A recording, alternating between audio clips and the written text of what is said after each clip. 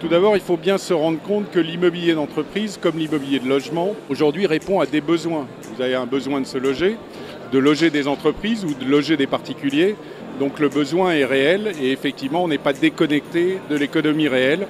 Il y a effectivement un marché avec une offre et une demande. Il faut faire attention, le besoin des entreprises n'est pas homogène. Vous aurez bien sûr des grandes entreprises qui voudront avoir des locaux vertueux, qui respecteront toutes les normes environnementales et qui accepteront des loyers très chers. Donc oui, les loyers ont augmenté, mais les loyers ont augmenté par rapport à l'équilibre entre l'offre et la demande. C'est-à-dire qu'aujourd'hui, les taux de vacances dans tous les marchés immobiliers de France se sont réduits, prouvant que la demande est là face à une offre qui s'est réduite. La nature même du marché est globalement sain au niveau de la formation de son revenu, puisque ce sont les locataires qui forment le revenu, et ces locataires sont dans des situations économiques qui sont viables et sont dans la possibilité de payer des loyers qui sont un peu plus élevés par rapport à leurs embauches et à leurs besoin de mettre leurs salariés dans des conditions de travail qui soient favorables. Il y a aussi un besoin de renouvellement du marché de l'immobilier d'entreprise pour faire face à l'obsolescence et à des nouveaux besoins, notamment les modes de travail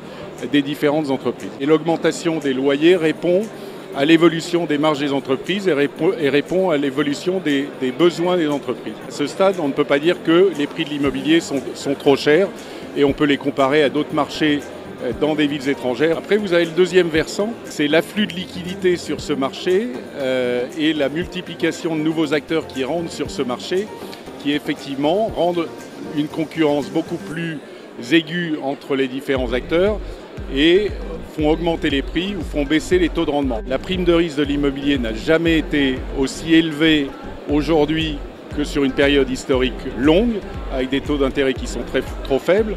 Et si vous comparez l'immobilier à d'autres produits, effectivement, l'immobilier est le mieux rémunéré et la prime de risque est très élevée. Il faut prendre conscience d'un possible ralentissement des prix et c'est tout l'enjeu des acteurs immobiliers aujourd'hui de gérer leur immobilier en termes de pérennité et sur le long terme.